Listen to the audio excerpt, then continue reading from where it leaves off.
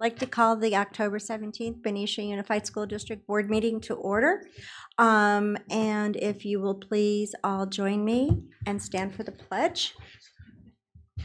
And Mrs. Moore, would you please lead us in the pledge tonight?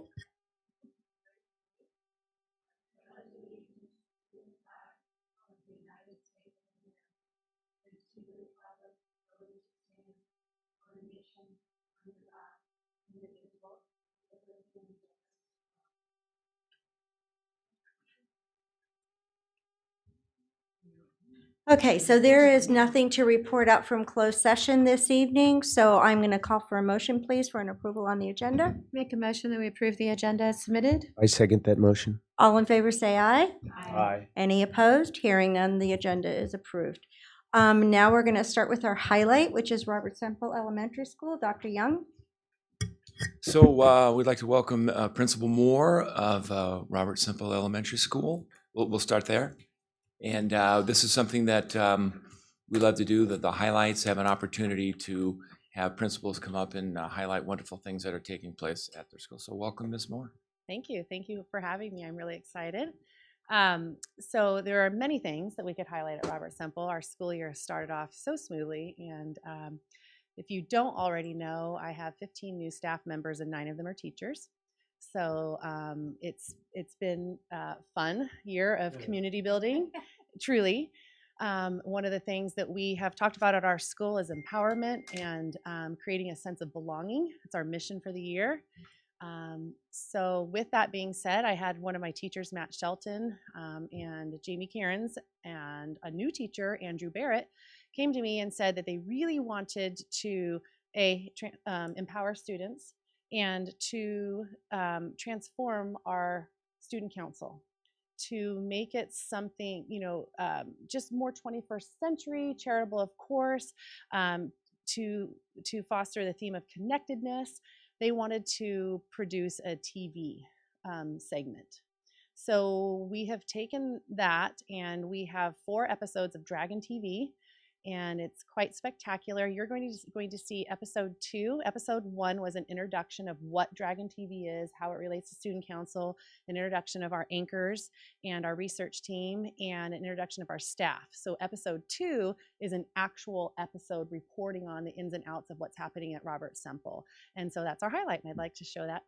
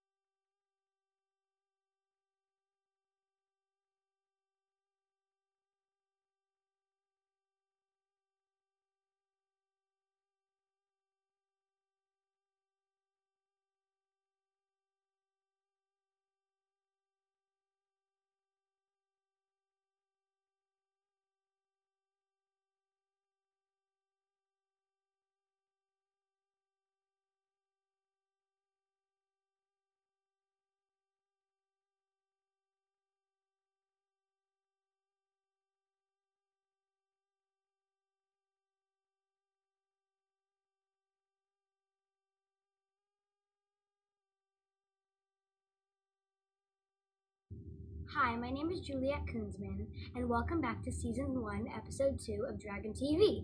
And I'm Angelina Stefan Puente. We have an action-packed episode for you today. During this episode, we have Donovan in the cafeteria with the rest of the Dragon TV crew about the Golden Spatula. Thank you, Juliet.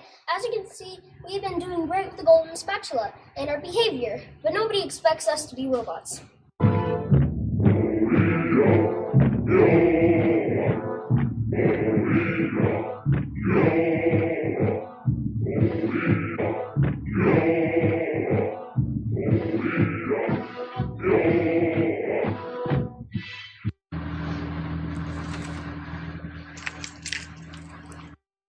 But we do expect everyone to follow the rules.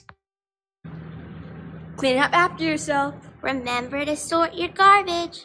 Use polite manners. Raise your hand to be excused. And use inside voices. Remember these rules, and the next Golden Spatula can be yours. This has been Donovan Cummins reporting from the cafeteria right here.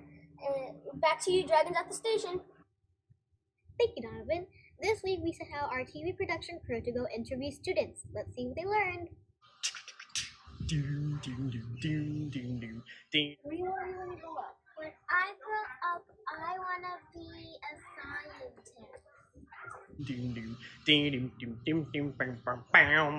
I would like to have a bigger classroom, bigger room for our stuff and our desks, and like a bigger library and more books.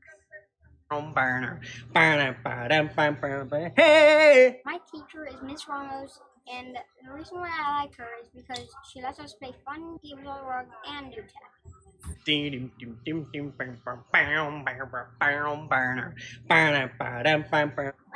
thing to have at my school is like to have fun at races and play hide and seek. Hi, my favorite book is Green Age's Hand.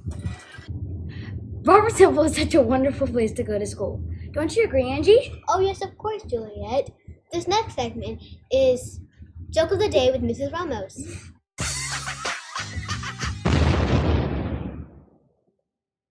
What do you call a musical cow? What? A musician. Thank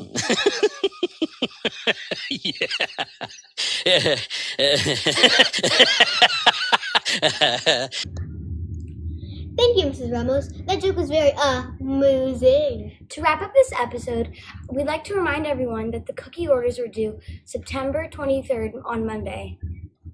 Also, Miss Lynn's class leads pledge next week. And we're also going to have an assembly on Monday about Start With Hello. My name is Juliet Kunzman. My name's Angela Stefan Puente. And we're out.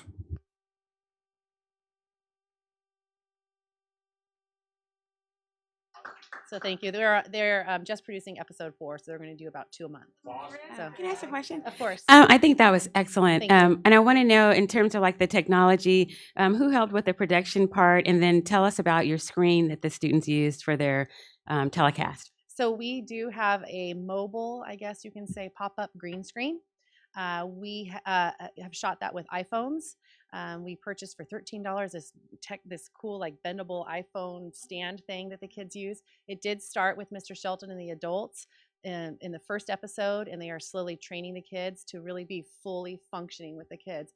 So I came back from our DO meeting the other day, and I walked into the office, and my office manager is sitting on the couch, and they have this stand with the iPad up, and they're interviewing my office manager about the color of the, I don't know, there's some controversy on the color of the paint in the office or something like that. And there was no adults, so they are, out reporting, on location on their own now, which they were accompanied by adults. So now they're on their own. Yeah. Thank you. That's awesome. Thank you. So Mrs. Moore, it would be really exciting if at some point your little ones could tag team with the middle school TV and or with Mr. O'Reilly up at the Panther TV. What a great connection that would be. Good. I like the there you go part. It's doing well. All right, great. Thank you very much. That is awesome. Okay, so now we're going to move on to our student reports.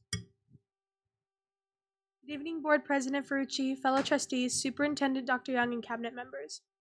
Liberty High would like to thank Benicia High School and their leadership class for putting together a great homecoming dance. Several Liberty High School students attended and had a fun time.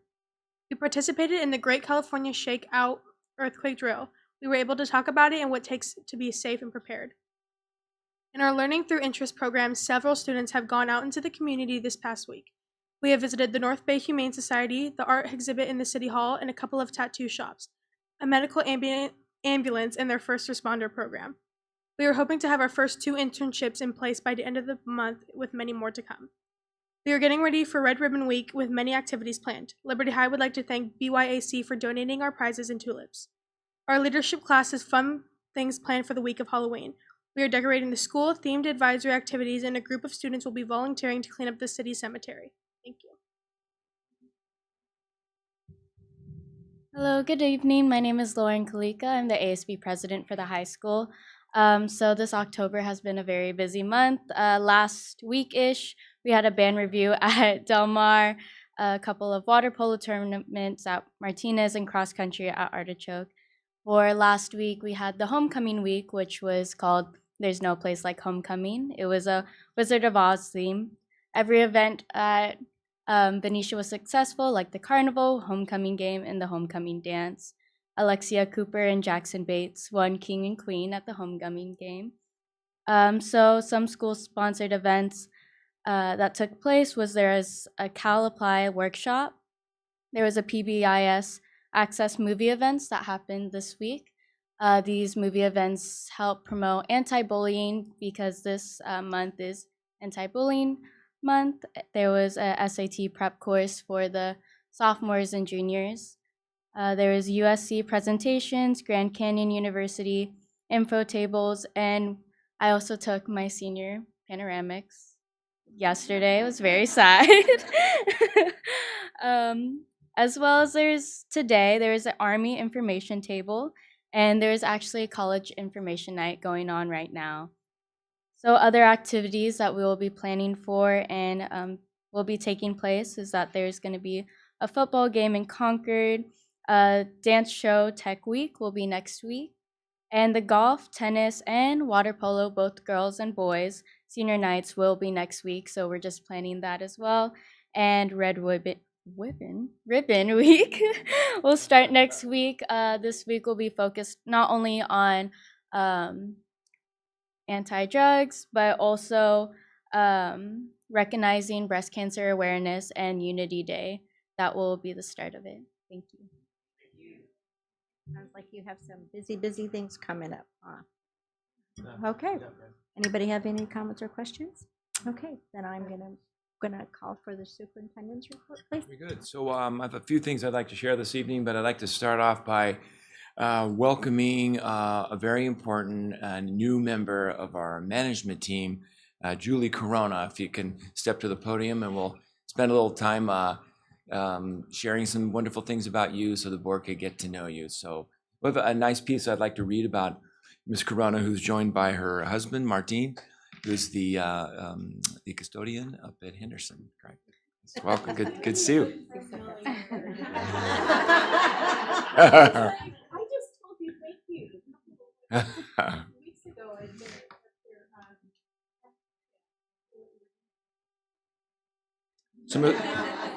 So Ms. Corona, we're very happy you're here. So please join me in welcoming our new Student Services Director, Mrs. Julie Corona. We are fortunate to have Mrs. Corona and her family joining us from Lammersville Joint Unified School District. Mrs. Corona is married and has 4 children and a beautiful 1-month-old granddaughter. She began her career in education straight out of high school and her first job as an instructional assistant.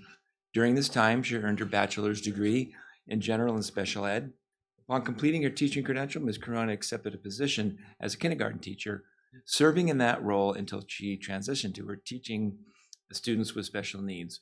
Always the lifelong learner, Mrs. Corona completed her master's degree during this time. In fact, Mrs. Corona holds 3 master's degrees from the Northern Arizona University, which include bilingual education, special education, and educational leadership and administration, correct? Did I get that right? Good. Mrs. Corona's passion has always been to work with students with disabilities and feels fortunate to have been able to accomplish this goal. Due to her education and personal background, she received an opportunity to teach English learners at Arizona Western College. In addition to her teaching experience at the community college level, Mrs. Corona worked part-time as a professor at Northern Arizona University teaching undergraduate special education courses. As part of her teaching career, Mrs. Corona has also worked as a coordinator of special ed. From 2011 to 2013, she was a director of special ed in Southern California. Most recently, Mrs. Corona has been working as the Director of Special Education and Student Services in Central California since 2013. During her tenure, she had the opportunity to develop a new Student Services Department and establish special education programs at 3 new schools as the director. Mrs. Corona comes to us with many years of experience in special ed, general ed, and student services. She considers herself to be a servant and transformational leader. As a transformational leader, she wants to continue to learn how we can better support our students to be successful citizens. Mrs. Corona is currently a doctoral student at Brandon University and wishes to use her learnings from the doctoral program in her work here in Benicia. She is extremely excited to become a part of the Benicia Unified School District family. We are also very excited to have you joining the team as well. We've been waiting for you, so we're very happy that you're here. Maybe if you can just say a few words to the board. Well, good evening, everyone. I am very excited to be here. I can't wait till Thursday when I was asked. My last day at Lammersville will be October 23rd, and I was asked, so do you want to start on Thursday or do you want to start on Monday? It's like, well, I'm not going to be not doing anything, so let's just start on October 24th. So I'm very excited to be joining the Benicia family. I am looking forward to meeting all staff members and working closely with the community. This is my passion. I'm doing both things, student services and special education, which has always been my passion. So I'm looking forward, and thank you very much for having me here. You're welcome. Glad you're here.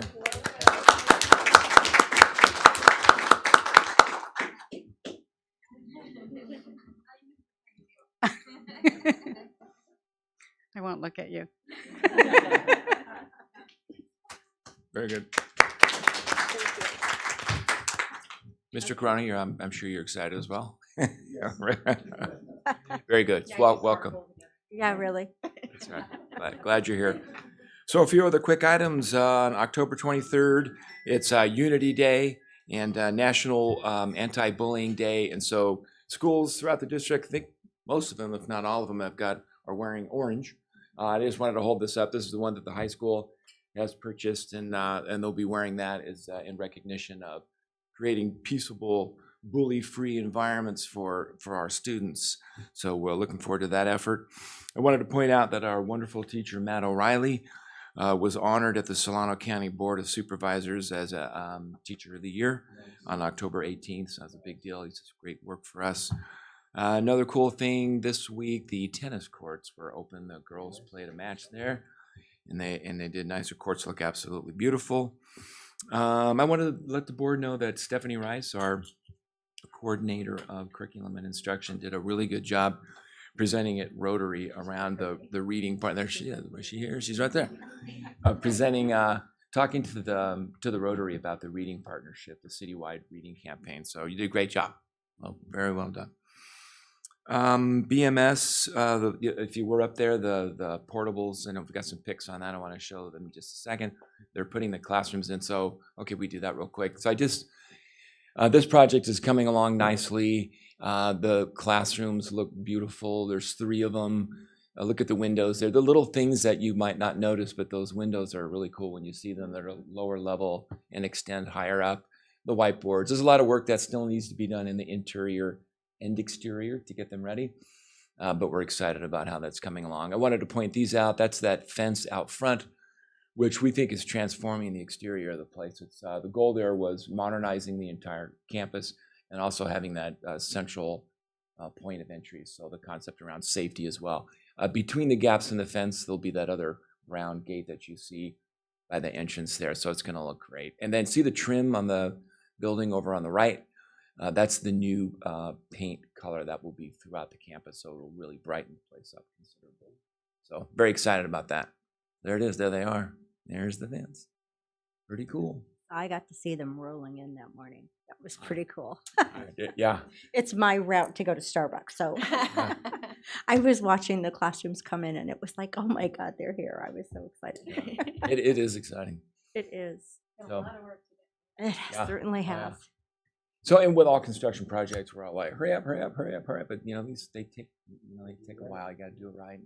So we're excited about that. My last thing is I wanted to acknowledge my colleague to the right of me, Dr. Leslie Beatson, because this was really kind of a big deal. She was invited to present at this organization. It's called Birth. The conference is Birth to 12th Grade Water Cooler Conference, and it's a state level conference with educators talking about partnership at the state level Department of Education with county level and how they work in unison with one another to support them. And there's some notable people on this panel who put this together. One of them is Peter Birdsell. I don't know if you know him. But Dr. Beatson, whose name is out there, and she was invited to present And she was on a panel. Her photo is there she is. Her photo is in here with a little bio, and she did a great job. And not only is that good for her professionally, but partnering with the broader community in California. But it gets Benisha's name out there, and they were very impressed with her. And the person who put this on emailed her and the county superintendent thanking us and thanking Leslie for coming and doing such a great job. So well done. Well done. Yeah. And that's it from your superintendent. Thank you very much. Ladies, you'd like to leave? Thank you very much for staying and your great reports tonight.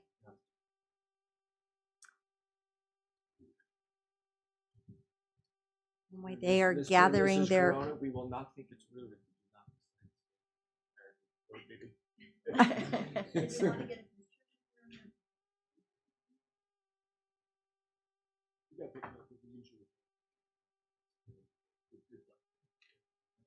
All Right. right, good night. Thank you. You're going out for dinner. Good choice. Okay, so now we'll go to board reports. I'll turn to my colleagues. Does anyone have anything they'd like to share? I do. So I had the opportunity this week to attend a meeting at Mary Farmer, and it was the Safe Passage Committee meeting. Very informative. What they were looking at doing is really trying to create a safer environment for the drop off and pickup. So, just kind of looking at the road going up the hill and then around the circle area. And then I know that the committee is working with the safe routes to school just to kind of get, kind of a general assessment in terms of what would be the most feasible, the best way to really kind of create an environment so that it's really safe. I guess right now the paint is a little faded. So just trying to look at in terms of when parents are kind of entering, and that type of thing. So it was very informative. I'm glad that I was able to attend. So that's it. Thank you. Okay, I attended several things this month or this last couple of weeks. I was at the high school football game against Mount Diablo, and I got to see them play and see the cheerleaders do their thing, and the band was great. So it was really fun to be there. I attended the Solano County School Safety Symposium, and actually I shared a bunch of information with Charles Young regarding the symposium. Sorry. And I also, Diane, if you want this to look through, I have my own copy, but I thought I would share that with you. It was about safety and about suicide awareness and that kind of thing. Mary Farmer, last week we planted strawberries, and I learned to prune them in a certain way that you could use your old strawberry bush to make new ones. So help the kids do that. And they had a member of the community came with a chicken. Oh, a live chicken. Buffy the chicken. It was really cute. Well-behaved chicken. So I'm glad I got to see the chicken. Anyway, and then there was a Benicia Fire Department open house that I was able to attend. That it was nice to see a lot of our littles. Gosh, keep my hands down. A lot of the kids from our schools were there in attendance, and it was just nice to see them enjoying our fire department and what they were sharing with them. It was interesting to see. This last weekend, the high school PTSA had a fundraiser at the Chill. They had a bingo that I attended. There was a lot of people, so it was really nice to see people come out to help support that. And finally, as Dr. Young was saying, the Benicia High School tennis courts were their grand reopening that I went and visited, and it looks great. And I was talking to the team members that were playing. The girls team was there. Their first games were being played. They were really excited. So that is all. So last few weeks, I was able to get to a few things. This was like 3 or 4 weeks ago, the color run at the high school where you get to throw like colored stuff on people as they run by. That was a lot of fun. Were you the runner or the thrower? I was the thrower. They needed, shockingly, they needed throwers. Really? So my wife and I went, and we, as people ran by, and you're trying to keep it low, not get people in the face and stuff, and it was a lot of fun. And then this last Tuesday, a week ago Tuesday, I took the day off and went with a lot of the math students to the math steeplechase Oh, okay. at Solano County or Solano College. And it was neat. I got to man a room. The kids, you have a problem that the kids have to, it's a puzzle problem that the kids have to answer. They're manipulatives, and you know what you're looking for, and you give them the directions. And there were teams from a bunch of different high schools in Solano County, and so I got to man a room, and people would come in, I'd explain to them, and then I had to score them at the end. Venetia's JV2 won the first place, and there was varsity teams there too. It was a lot of fun. I mean, and the kids were so nice, polite, and they worked hard, and so that was really neat. And then I was able to get to the homecoming football game this last Friday. And very spirited, a lot of fun. We really enjoyed that too. All right. I engaged in 2 learning opportunities. One was the Pivot Learning on college and career readiness, using Oceanside High School as an example, and it was really interesting. And I forwarded the slides and materials on to Charles and Leslie and Brianna to take a look at. But a couple of things that I thought were fascinating were about the linked learning pathways and how vertically integrating from the community through the schools and through the colleges is really important. And then through their process, they were able to increase enrollment in both their CTE courses and their AP courses. And sometimes people think if you concentrate on one or the other that's bad, but their process incorporates both, and they've improved in both areas, which is encouraging. They talked about professional development and culture being key to being successful. And I think, what I saw through the video, the presentation, is that we at BHS and Liberty have a lot of the pieces in place. And what this campus has been able to do is really package it in a way that makes it more accessible to folks. And so hopefully some of those materials can be helpful for us. The second one, which was really interesting, is creating an environment of mental wellness. And I pulled a couple of statistics from the presentation to share. And from the college perspective, it says 1 to 3 incoming college students have been diagnosed with a mental health condition. Meaning by the time I get them at college level, they're already diagnosed. And that Gen Z reports the highest levels of loneliness, higher than any other generation in history. And I was like, but I also pulled the slide on understanding the positive things about the younger Gen Z. So those that are in our 8 to 10th grade category right now. That's Gen Z. Yeah, they're at the younger end. So 95 and after is Gen Z. And so what we have in high school now are eighth grade and up are what are considered the younger end of Gen Z. And I thought these were really interesting statistics. So in surveys sent out to 8th through 10th graders, 80% would feel compassion towards someone who had a mental health condition. 79% feel that when faced with challenges, they have the power to change their situation for the better. And, but they are still young and still evolving. And one of the areas that seems to still be a challenge is that less than half of them, about 43%, believe that how they feel changes based on what they're thinking or doing at the time. And so, meaning environmental impact is what's going on for them right now impacts what they feel. The other statistic that I thought was really interesting is that when asked if you're experiencing stress or emotional challenges, who do you most likely turn to? Of course, we always say they go to their friends, and it bears out that that's true. 45% of them said they would go to their friends. And that's why I think things like sources of strength is such a huge and important process. The next level is parents. 24% say they would go to their parents, and counseling staff is 3%. So, but it plays out when they get to college that changes, and the college use of counseling centers has increased by 30 to 40% every year since 2009. Wow. And so we have to keep investing more at the younger age so they know as they get older that those are good opportunities. So again, I'll share those slides when they come through as well. But they were both very interesting and information that will be helpful. Hopefully, will be helpful to us moving forward. Yeah, thank you. That was really interesting.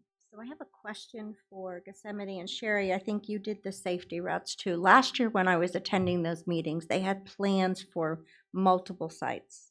Did they bring those up at all, or are they just focusing on one right now?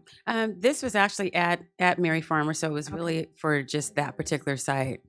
So, and they did, the representative did say she was going to be attending a meeting, I guess, that would incorporate, it's probably all the other locations, but for this particular meeting, it was just for Mary Farmer. There is one that's on our calendar for like the 23rd or something, and I was wondering if that would be the one that would. Now I'm doing it. Okay, it was me. That would be incorporating all of the sites, maybe. Okay. All right. Thank you very much for doing that. So, I just got to share at Rotary the 2 weeks ago, and that was my opportunity to acknowledge and to recognize the Robert Semple Teacher of the Year. I was able to attend, so that was really good. We've got facilities coming up tomorrow, so I will update everybody once that happens, because then that should be coming around to us in pretty short order. But as we said, the classrooms were rolling in, so that was a real fun thing to see happening this week. So are there any other? Oh, and we have liaison tomorrow, right? So there's a lot of things that are starting to pop. It's like now that October is here, it's like we're here and here we go. Or as Dr. Jung says, and on we go. So here we are. Okay, so with that said, if there's no other comments, we're going to move on. Okay. So we're going to go to comments from the members of the public.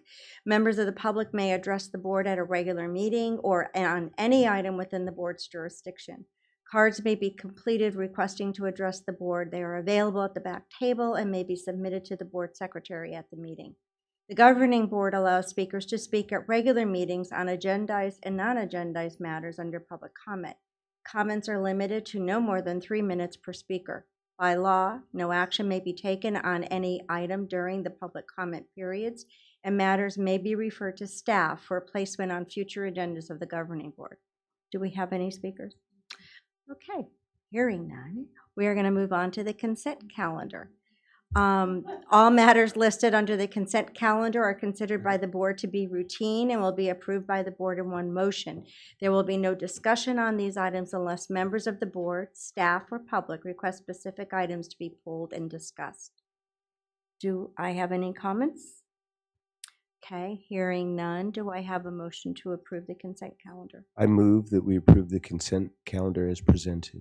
Do I have a second? I second. All those in favor say aye. Aye.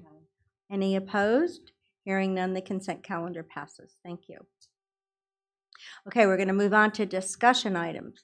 The first one is the report and a discussion on the Smarter Balance Assessment Consortium data for 2018-19. Sure. Good evening, everyone. I'm happy to be able to present this hot off the press data. So the state released the Smarter Balance Assessment, which is our statewide assessment scores, last Wednesday evening.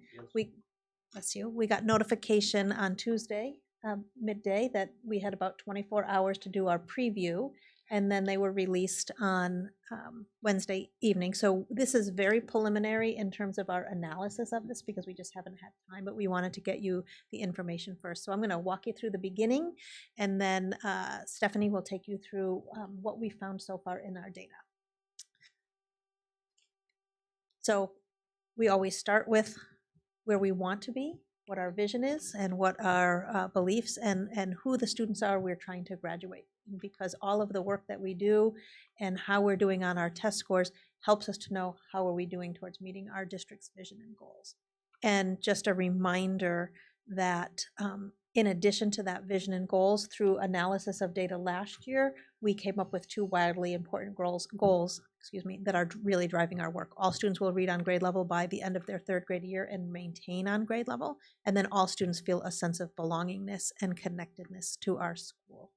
And just a reminder that we are in differentiated assistance, which is for our students with disabilities in English, math, and suspensions, and African American students for English, math, and chronic absenteeism. And so that is when we have been in a red performance area for 2 years over 2 different areas. That's what gets us in differentiated assistance. So when we think, Stephanie, if you want to just click through to get the whole slide up, that would be great. Thanks. When we think about data and the work that we have just started looking at, and that we will continue to do as we work with teachers and administrators on peeling apart this data, first, it's all to inform our teaching and learning. And while the SBAC assessment is one piece of the puzzle, it is a summative assessment that happens at the end of the year, and we don't get the results back to make a significant difference for the individual student. It does help us look at program, and we look at trends over time. And so we ask questions as we look at this data around learning conditions. And so what were the learning conditions of the time? What are our practices and programs and policies? How do we use these results to identify things that may need to change, and what is the current state of performance? So that level of information is what we can use these results to help us pull apart. And then just a reminder, I'm sure you all know that the SBAC, what the journey is, this is our, this coming year will be our 5th year of administration. So we had 4 years prior to this. It replaced the old California state test, the CST, which was pen and paper test. This is all computer based. It's given in grades 3 through 8 and 11 in both ELA and math. This particular test is computer based. It's a mixture of short answer, multiple choice, and longer constructed responses, and then even longer performance tasks where kids get typically a set of data or some kind of problem, and they really have to do some lengthy responses to that and unpack those types of questions.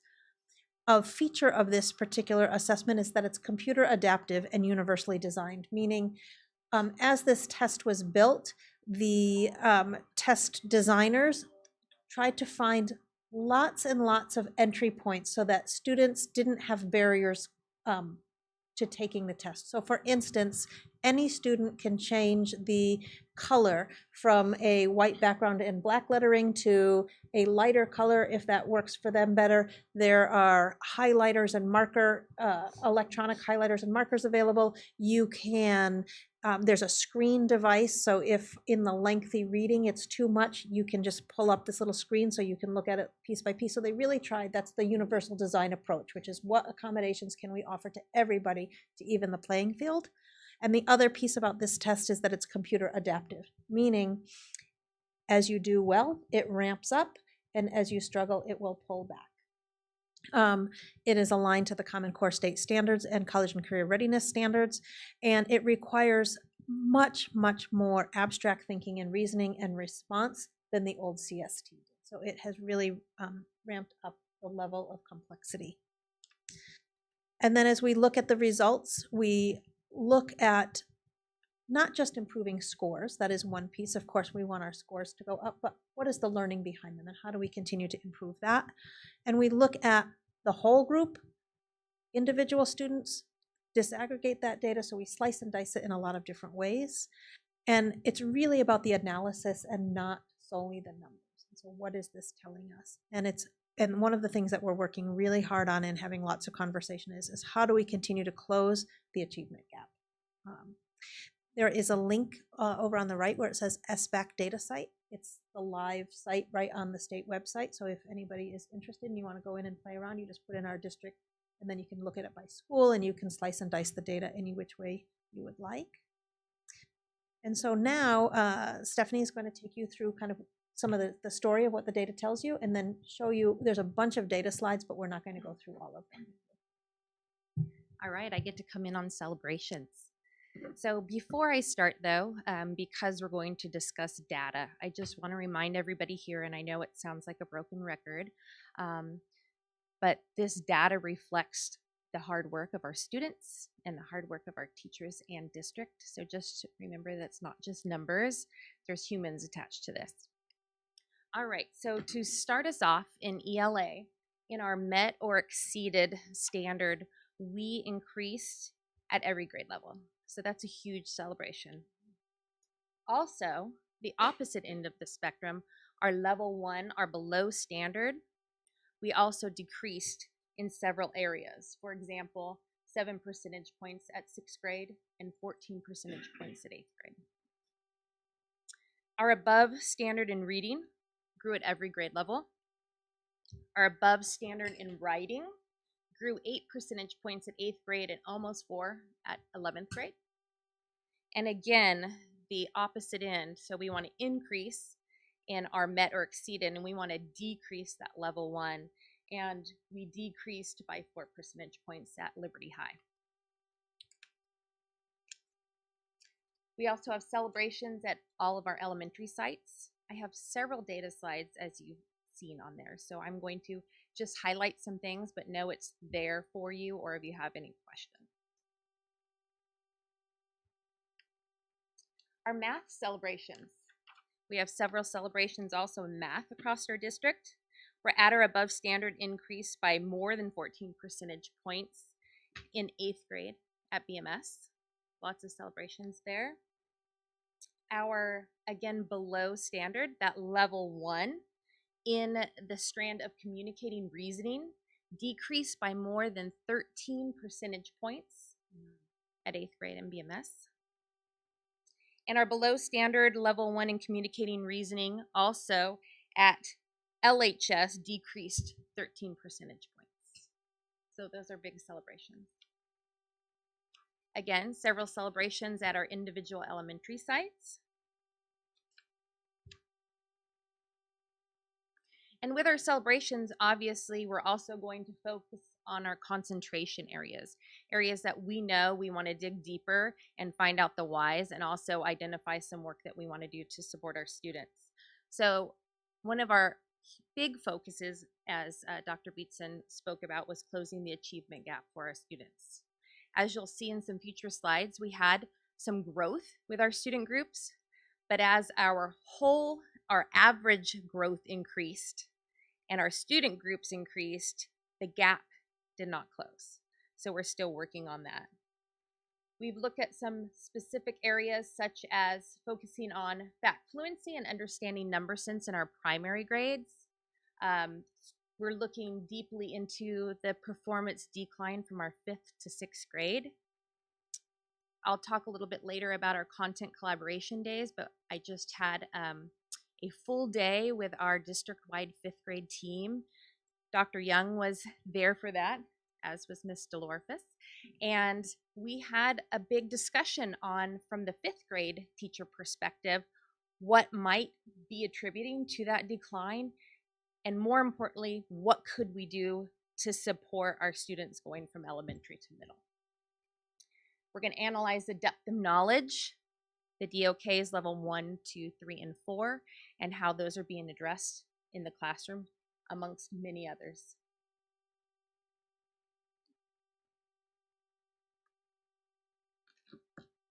Compared to the state, we are achieving higher than the state of California, and we are also the top achieving district in Solano County.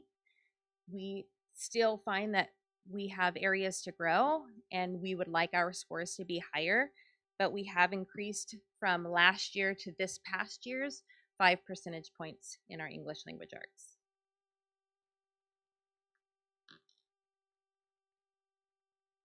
This chart here shows several different things. You can see in the second column, that's our 2015, our first reporting year. For example, in 3rd grade, we were at 49 percentage points. And if you go all the way over to the second to the last column this past year, we're at 60 percentage points. In the final column, we're looking from change from the past year to this year, so our change over time. Again, looking at that 8th grade year, we have improved by 14 percentage points this past year. You can also look at this chart diagonally, so you can look at how students did in 2015 in 3rd grade at 49 percentage points, and then the following year, 4th grade, is at 57 percentage points at 2016. So there's several ways to break down the data just in this chart alone. In your spare time, you can peruse over all the different ways. And we're also monitoring our student group. We know that we have student groups that are not achieving at the rate of our average. So we're doing several different things, such as training on culturally responsive practices with our teachers, universal design for learning practices, partnering with our county to work on supporting our student groups, working with parent groups such as our District English Language Advisory Committee, or DLAC, and our Benicia African American Moms Group to look at supporting our African American students, although there are dads at that group, so we're working on what that group's going to be. Although the dads, said it's okay if we're called Moms Group because the moms are the boss. Smart men. Well, at least they understand. Then when analyzing our data, we're also looking at cohorts over time. So this next chart will show third graders that took the assessment in 2016-17 and where they ended up as fifth graders in 2018-19. So this is the same group of students over time as our cohort. What you can notice on this chart is the mean scale score, what's expected to be at standard exceeded or met, is a lower standard than what's expected in fourth grade. That learning target moves, it grows. So you can see from this chart that on the standard exceeded level 4, from third grade to fifth grade, they showed growth. They not only showed growth there, but that target was moving at the same time. And then we also want to look at the end of the spectrum, our level 1, that decreased for that particular group of students over time. And we have charts for our 3rd through 5th grade, our 6th through 8th grade cohorts.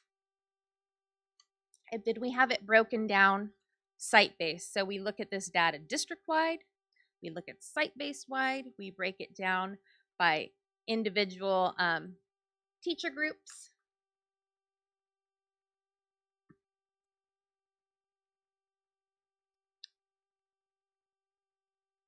And then we have math. So math, again, we are performing much higher than the state of California. We also are outperforming our district. We grew by 2 percentage points from last year.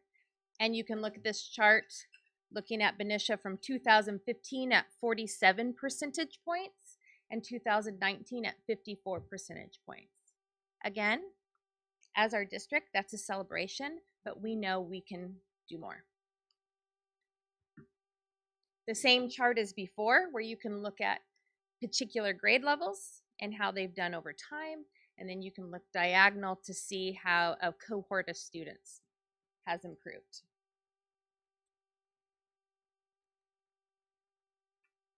Again, our student group analysis. We showed growth with our students with disabilities and our African American students, which Dr. Beatson talked about, that we're currently focused on because of being in differentiated assistance and because it's a need. So again, we are showing growth, but we still have a lot of work to do there. Again, the same thing here. I won't go through all this, but we have cohorts over time. It's really important to look at that same group of students, how they did over time, and how particular grade levels are doing year after year.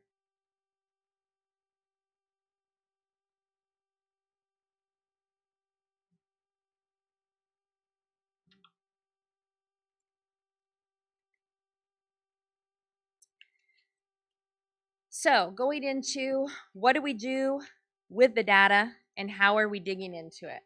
Well, we are going through data protocols. We've done data protocols with the data as it was embargoed, and now we're going to look at the data that was just released last Wednesday, and we had about a day to analyze it before making this presentation, and then we're currently deep in the work now. But again, talking about when I met with the 5th grade team, we've done content collaboration days with kindergarten through 5th grade district-wide. Important to get on the same page as a district.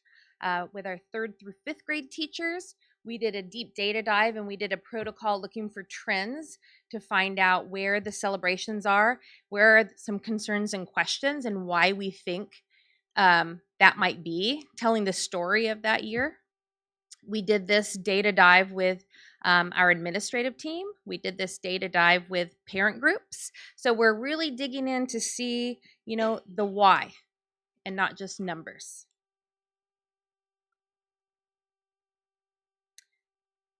Just as Christina Moore from Robert Simple was talking about, her focus as a district, we're focusing on students feeling a sense of belonging to their school community. So we're really focusing on building those relationships, as I pointed out earlier.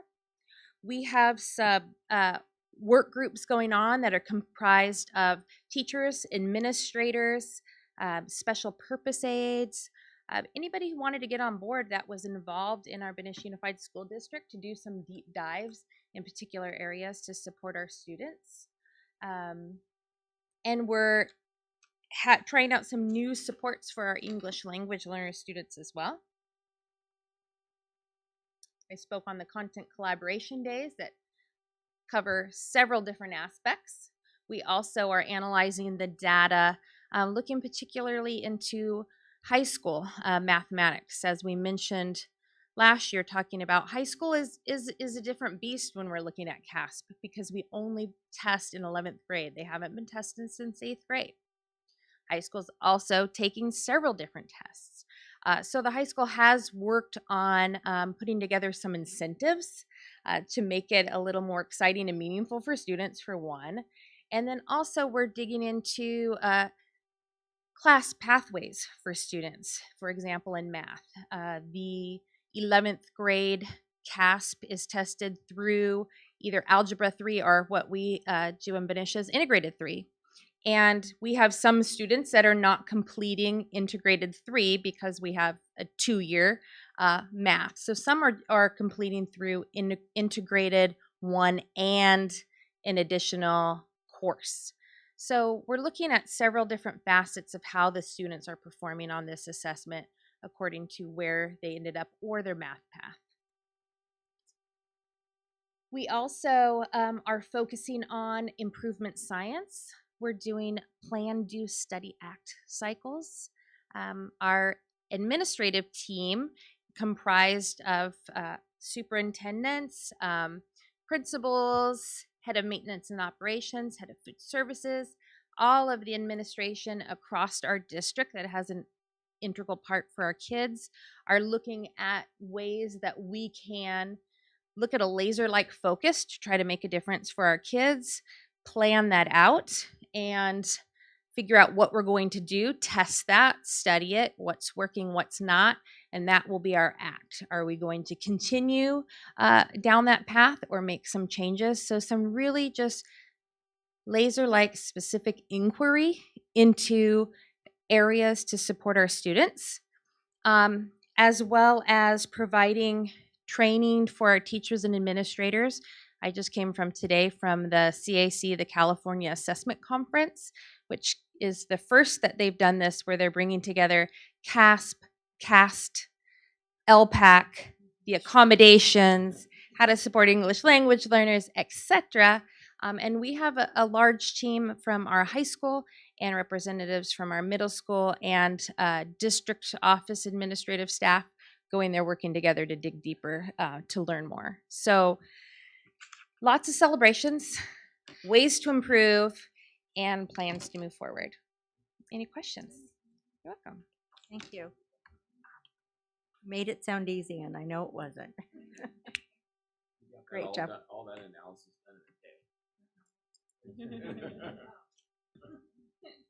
All right, Well, thank really you. well done. Thank you. Okay, any other comments or questions? I had enough on the day. Okay, now we're going to move to 2.2, which is the LCAP Local Priorities Self-Assessment Report. So that's me. So one of the requirements of the LCAP is to present to you our self-assessment on local priorities. So if you remember, the state has put out 8 priorities areas. Some are, how do we do on state tests? We just heard that.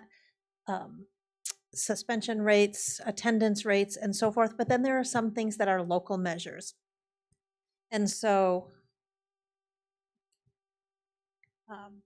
one of the requirements when we went to the local control funding formula was that we do some local assessments on how we're doing on these other areas. And we need to present it to the school board, and then I need to submit it to the state by November 1st. So there are several areas that are put up for local assessment. One is priority 1, basic conditions at school. So there's 2 charts side by side here. The left side are what the indicators are, and on the right side, it tells you a little bit about what we had to assess. So basic conditions have to do with materials, that's your Williams Act, credentialing of our teachers, and the shape of our facilities. Priority 2 is implementation of state standards. So again, what materials are we using? Are they current? Does everybody have them? Do we have training in that? What does our professional development look like, and how are we doing with standards implementation? Priority 3 has to do with parent engagement, building relationships. The questions are around building relationships and partnerships and seeking input for decision making. And priority 6, is a local climate survey, and that has to do with school safety and connectedness. And there's lots of ways the state gives you to report on this. We have used an assessment that the county did with us called the LISA, or it's like the FIA, and the PBIS one's done at the sites, where you look at all different areas of your organization and you assess how you're doing. We do surveys with our families and we use that information. We can use information from the California Healthy Kids Survey and the REACH data. So we collect all of that information, and that helps know how to fill out the indicators. Some of the indicators are just ranking. So where are you, fully implemented, 100% implemented and sustainable. Others are narrative form. So I can go through each one with you, and we get to self-report. Have we met the standards? And overall, we have met in all areas. Doesn't mean we don't have places to work on, but we have things in progress in all of these areas. And so my recommendation is that we're reporting as met. And I can go further into the narrative responses if you would like, but if you're feeling okay about this. I just have a quick because we're good. quick question. This may be something I just am not aware of, but I see that we have priority 1, 2, 3.